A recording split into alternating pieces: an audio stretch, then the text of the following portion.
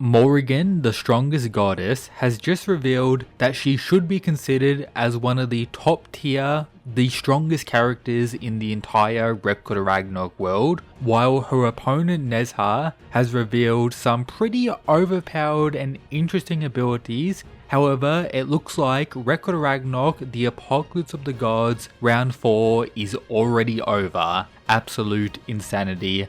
Let's break it all down. So right off the bat, I need to clarify something from a previous video. These two newly introduced gods don't actually have name tags. We were previously told that one of them is Muramasa and the other one is the Shinigami participating in this tournament. At first, I was naturally assuming the top one is the Shinigami and the one at the bottom would be Muramasa, but a lot of people were telling me that the bottom is actually the Shinigami, the one in the suit, and has this casket next to him as the place where I'm guessing he has his divine weapon held, while the top in the cloak is Muramasa. However, when it comes to the translations, we don't get it told to us who either of these two are, so it could be the Shinigami, it could be Muramasa, but it's not confirmed by any means, at least at the current minute, so we don't exactly know who these two are. Just keep that in mind moving forward. I guess the leakers were incorrect about those aspects, at least definitively speaking. But let's go over the Nezha vs Morrigan fight. So as we saw previously, Morrigan was unleashing the first attack of the fight,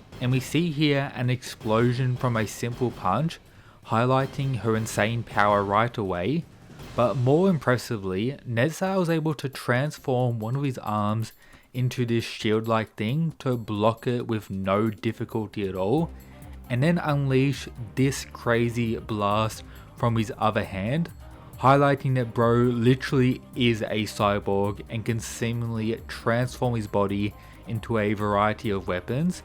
But before I break down the remainder of the fight, previously we had the insane lore drop that Nezha and Sun Wukong are pretty much equals in a sense. This is due to their battle long ago that went for 17 days straight and had no definitive conclusion or winner, meaning neither of them were able to defeat one another, with panels like this highlighting each of them piercing each other, none of them facing defeat. And since that day, Nezha has hunted down various other outer gods, wanting to pretty much have that same feeling and get revenge against Sun Wukong. However, throughout all of time since then, he's never achieved his desire. No one has been worthy of having a all-out fight. So the question we have now, is Morrigan worthy of facing Nezha and actually on the same rank or tier as him? Something at first doesn't really seem like the case due to Morrigan being sent flying and her punch being blocked with no difficulty at all, paired with Wukong's perceived strength in the Record of Ragnarok series with his recent fight pretty much potentially being number one based on the insane amount of glaze he got. But to be fair, Morrigan doesn't seem to have received any damage from that attack. Which brings us to his next ability, this insane laser, or as it's claimed here, with his mythical armor of heaven and earth, which is pretty much his whole body being an organ, he can absorb power from his opponent that is blocked and then unleash it back in pure destructive energy, meaning this isn't like some type of a laser blast,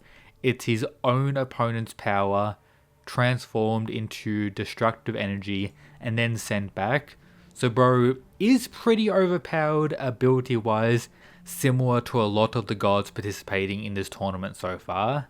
And if you guys don't remember, this is actually very similar to Sun Wukong's ability, highlighting what may have actually occurred during their fight, each of them absorbing each other's power, sending it back over and over, with it being possible that Nezha has some regeneration or means to survive a long-lasting battle, which I'll be going over later in today's video. But that's pretty interesting. However, based on the explanation, it does seem like the Monkey King's one is more overpowered due to the crazy extent he can actually contain it, but we haven't really had that aspect explored for Nezha. So at the current minute, very similar. However, as a response to Morrigan's own power being sent back at her, she's able to seemingly dodge it, or you could say direct it away. Depends how you kind of view this panel for being realistic. She either smacks it away or pretty much dodges it. It does seem like she smacked it away based on this panel, with many people in the arena running for their lives, highlighting once again the insanity of the Outer Gods and how simply they do not care about anyone else. Following that, we see Nezha use some of his body, his organs, to transform into this sword-like thing, similar to what he used against Sun Wukong for more close quarters combat, where we get the reaction of many of those watching, Hermes questioning whether him and Zeus should actually stop this tournament due to the insanity of the Outer Gods. But of course, Zeus, mad at energy, he's having the time of his life watching, with us seeing some other characters who are pretty much worthy to watch this fight due to being strong enough, such as the Snake Empress, you could say the second strongest goddess that was defeated by Morrigan sometime in the past during a female or goddess only tournament, highlighting once again the crazy lore Apocalypse of the Gods is providing for the Ragnarok universe. Apart from that, we see Mazda just chilling like always, one of the gods participating in the very next fight when it comes to the right side of the bracket against Muramasa, where we got this panel of potentially the reveal of Muramasa and the Shinigami, but I went over that situation earlier in today's video, alongside Enma himself, who's been explaining a lot of the lore in regards to Sun Wukong and now Nezha as well, who is by the way officially facing Shinigami shortly as well. Apart from that, we see Cuchulain's reaction to the fight,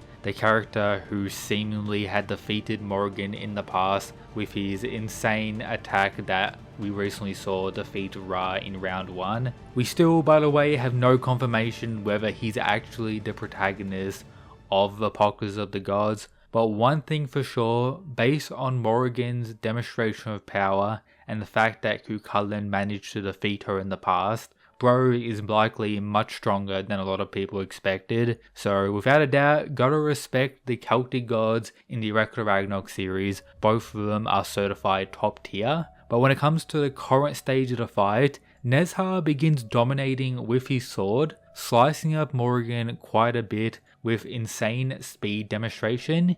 However, this is where Morrigan begins to get serious, you could say. She catches one of Nezha's swords with her teeth, once again like a wild beast, and pretty much causes a response from Nezha's cybotic features. Alert, target threat level has escalated rapidly. He is now feeling the sensation of fear as Morrigan lands a direct blow, highlighting next level destructive power that pretty much blows up the entire arena, and we get this panel. Nezha has seemingly been defeated.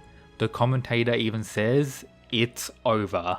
We have no victory panel, so by no means is 100% over, but it doesn't seem too good. I mentioned earlier the possibility that Nezha has some type of regeneration. This is due to his battle with Wukong lasting 17 days, something that's absolutely wild, and we see in some of the panels provided him missing limbs, but compare that to this, it's not really the same. I wouldn't be surprised if it is 100% over and Morrigan just won by landing one direct blow. So the Celtic gods are absolutely monstrous. Nezha is potentially on fraud watch, and maybe Sun Wukong stocks are decreasing as well. We do get a subtle reaction from him, but unfortunately he isn't actually watching this fight.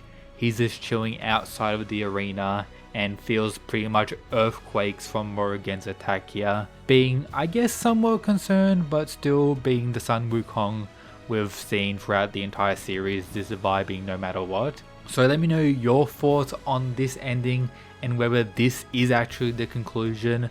Morrigan is the victor and will be the one facing Indra in round 2. Something based on this performance, I'll have to be giving Morrigan the victory, but there could be some insane reveal about Nezha in the very next chapter, so I guess we're gonna have to definitively wait for the next month. But crazy chapter, disappointing of course if it is officially over.